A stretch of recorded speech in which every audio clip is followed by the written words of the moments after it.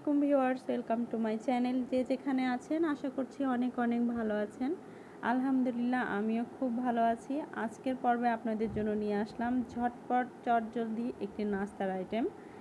এটি খুবই দ্রুত সময়ে তৈরি করা যায়। প্রত্যেকেরই আমাদের সকালবেলা অনেক তাড়াহুড়ো থাকে, তাই 10 মিনিটেই এই নাস্তাটি আপনারা তৈরি করে নিতে পারবেন খুব সহজেই। চলুন তাহলে দেখে নেওয়া যাক এটি তৈরি করতে কী কী লাগছে। প্রথমে একটি বলে আমি 1 কাপের মতো চাউলের আটা নিয়ে নিচ্ছি। 1/4 কাপের মতো ময়দা নিয়ে নিলাম।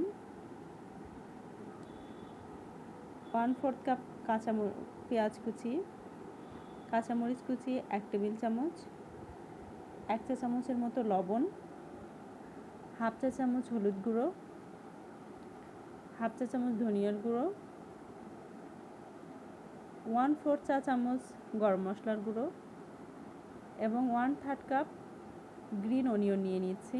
1/3 কাপ গাজর কুচি, এটা আমি আগে থেকে গ্রেট করে নিয়েছিলাম। আর পেঁয়াজের এই ফুলটা দেওয়ার জন্য এর টেস্টটা আরও বেশি ভালো লাগে। 1 টেবিল চা চামচের মতো ধনেপাতা কুচি দিয়ে দিলাম। ধনেপাতা কুচি যারা পছন্দ করেন না তারা এটা স্কিপ করতে পারেন।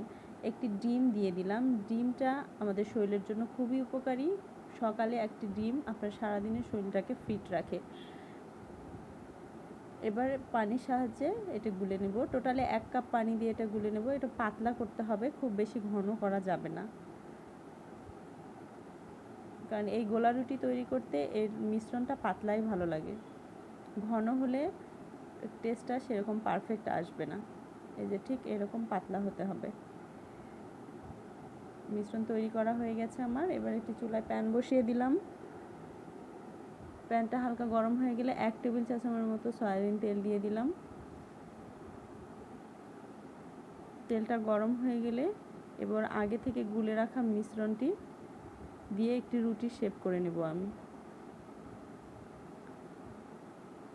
এভাবে আগে একটু গুলে নিতে হবে, কারণ নিচে জমা হয়ে যায়। এবার চামচের সাহায্যে দিয়ে দিচ্ছি।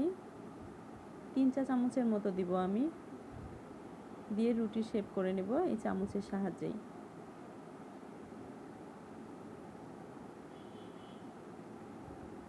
এই নাস্তাটি খুবই হেলদি এবং টেস্টি। অনেকেই সকালবেলা ঘুম থেকে উঠে অনেক কিছু খেতে চান না, কিন্তু এই নাস্তাটি যে কেই খেতে চাইবে এবং খুবই মুখরোচক, খুবই সুস্বাদু, স্বাস্থ্যের জন্য উপকারী।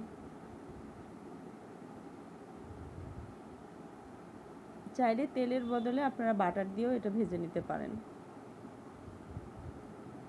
দুই পাশটাই ভালোভাবে ভেজে নিয়ে বারবার উল্টে উল্টে ভেজে নিতে হবে। এভাবে চামচের সাহায্যে একটু চেপে চেপে ভেজে নিতে হবে, যেন দুই পাশটাই খুব ভালোভাবে ভাজা হয়ে যায়। শুধু চাউলের আটা দিয়েও এটা করা যায়, তবে একটু নরম ভাব নিয়ে আসার জন্য আমি এখানে ময়দা ইউজ করেছি, কারণ এটা কিছুক্ষণ রেখে দিলেও শক্ত হয়ে যাবে না ময়দাটা দেওয়ার জন্য।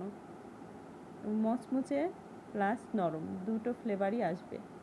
হয়ে গিয়েছে। এবার সার্ভিং প্লেটে তুলে নিলাম। এভাবে সবগুলো আমি ভেজে নেব।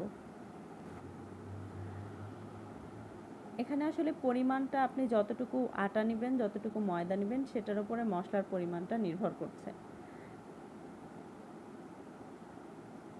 এটাতে বাটা মশলা ইউজ করার দরকার নেই। অনেকে বাটা মশলা যদি খেতে চান তাহলে দিতে পারেন, তবে না দেওয়াটাই ভালো।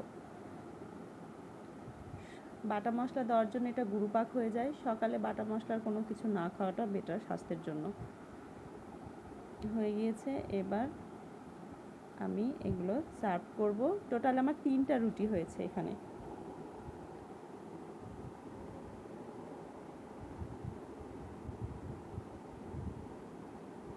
খুব একদম রেডি।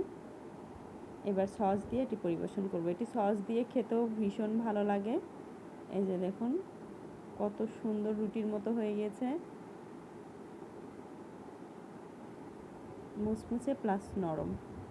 যদি রেসিপিটি আপনাদের কাজে লাগে এবং ভালো লেগে থাকে, অবশ্যই এটা লাইক দিতে ভুলবেন না, কমেন্ট করতে ভুলবেন না। আর আমার চ্যানেলে নতুন হয়ে থাকলে অবশ্যই চ্যানেলটি সাবস্ক্রাইব করে আমাদের সাথেই থাকুন। আজ এই পর্যন্তই।